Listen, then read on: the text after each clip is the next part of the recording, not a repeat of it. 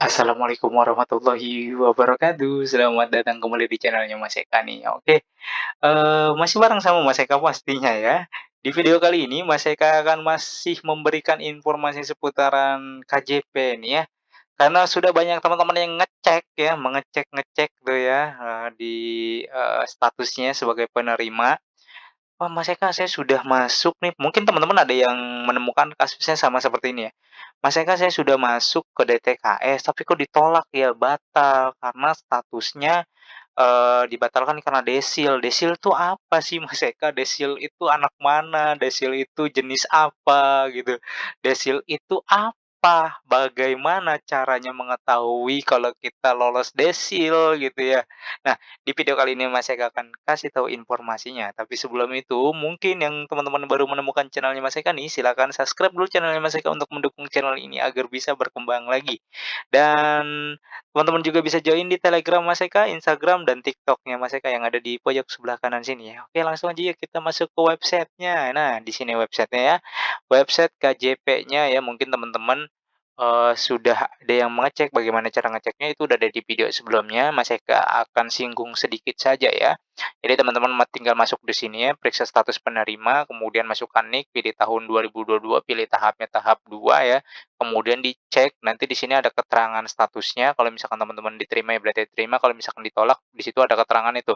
Teman-teman nanti ditolak mungkin karena, desil gitu ya misalkan. Nah, kalau desil itu apa sih gitu ya pertanyaannya nih, yuk kita langsung aja nih. Di sini ada pengertian desil ya. Jadi pengertian desil dalam DTKS. DTKS itu udah pada paham ya, data terpadu kesejahteraan sosial ya yang dihimpun, dinas sosial ya. Jadi acuan datanya dari sini semua.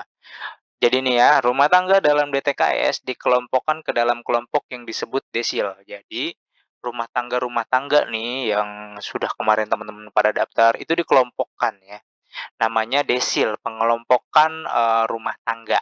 Jadi pengelompokan rumah tangga ini ada 4 ya teman-teman ya.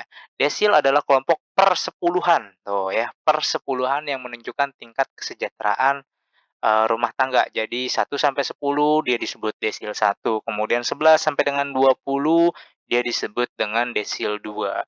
Kemudian 21 sampai dengan 30 dia disebut dengan desil 3.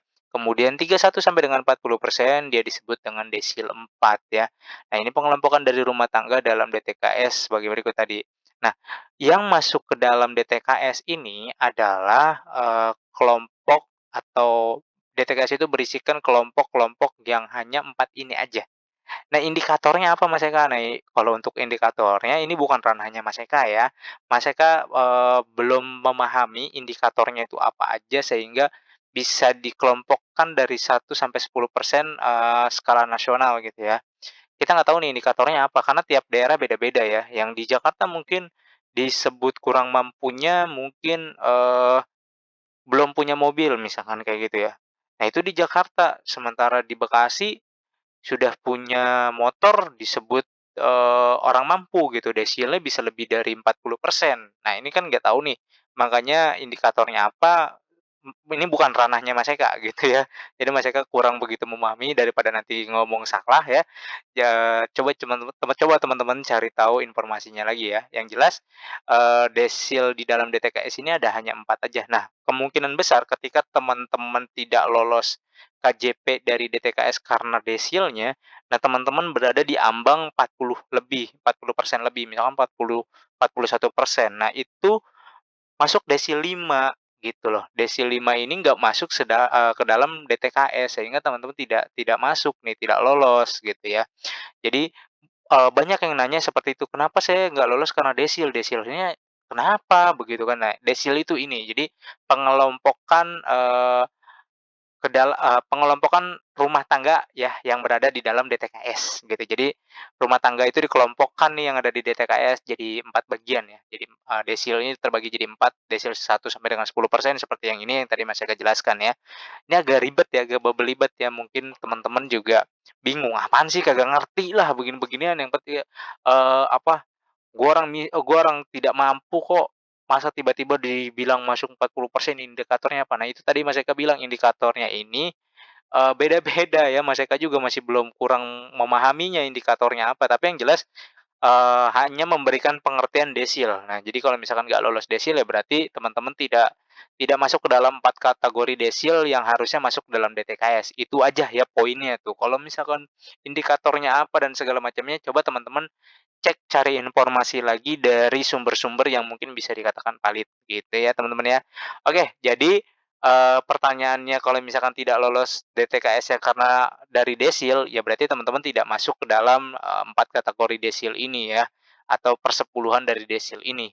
Nah, berarti kalau misalkan tidak masuk, ya berarti teman-teman dianggap mampu nih. Di sini ada kejelasan lagi, DTKS berisikan kelompok desil 1, 2, 3, dan 4 karena memuat 40% rumah tangga dengan peringkat kesejahteraan mulai dari yang paling terendah. DTKS hanya berisikan 40% rumah tangga karena cakupan 40% dianggap cukup untuk memenuhi kebutuhan penargetan program perlindungan sosial dan penanggulangan kemiskinan. Cakupan 40% juga meliputi kelompok penduduk miskin dan hampir miskin gitu loh ya. Jadi kalau misalkan sudah 41 berarti teman-teman dianggap mampu ya, bukan, penduduk miskin dan hampir miskin lagi, tapi sudah dianggap mampu gitu. Ya teman-teman, oke itu aja mudah-mudahan bisa dipahami nih ya, bisa dimengerti memang agak sulit ya penjelasannya ya, agak bingung ya, karena taunya ya saya kan, pekerjaannya cuma buruh Pak Eka, Mas Eka gitu kan, dan suami saya juga kerjanya seperti A, B, C gitu kan. Kita memang memang harusnya kita layak nih untuk dimasukkan ke dalam DTKS, tapi kalau kita tidak layak ya, indikatornya apa? Nah, kalau untuk indikatornya jujur Mas Eka belum memahaminya ya. Tapi kalau misalkan, di sini dibatalkan karena desil, ya ini karena teman-teman lebih dari 41% ya di desilnya ya. Mudah-mudahan, informasi ini bisa menambah pengetahuan teman-teman seputaran tentang KJP-nya dan seperti biasa jika ada pertanyaan langsung saja tanyakan di kolom komentar. Jangan lupa untuk di-like, di-share, dan di-subscribe channel Mas Eka untuk mendukung channel ini agar bisa berkembang lagi ya. Oke Mas Eka undur diri. Wassalamualaikum warahmatullahi wabarakatuh.